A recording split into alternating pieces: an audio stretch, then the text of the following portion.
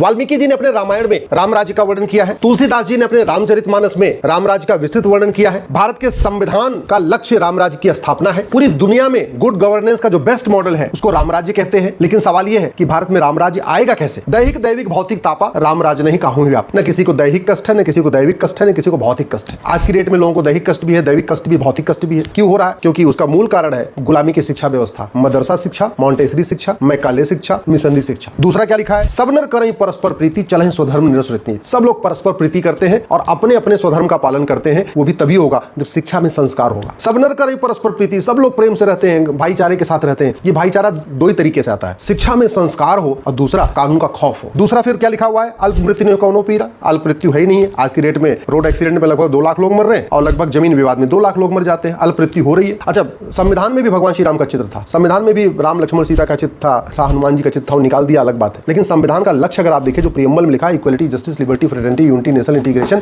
ये अपने आप में राम राज्य है। राम राज्य का सबसे मेन जो हमारी चीजें हैं वो प्रियम्बल में लिखी हुई है। लेकिन आएगा कैसे, इस पर चर्चा नहीं होती। हमने कभी देखा ही नहीं कि संविधान क्या कहता है, रामायण क्या कहता है, रामचरितमानस क्या कहता है, राम राज्य में क्या व्यवस्था है। जब भारत में यूनिफॉर्म सिविल कोड लागू होगा, हम दो हमारे दो लागू होगा। तो अगर वास्तव में हम भारत में राम राज्य की स्थापना करना चाहते हैं, वास्तव में हम अपने महापुरुषों का सपना साकार करना चाहते हैं, उसका तरीका यही है, भारत में फिर से राम राज्य आ जाएगा। ये मैं गारंटी के साथ कहता हूं और मात्र 5 साल में आ सकता है।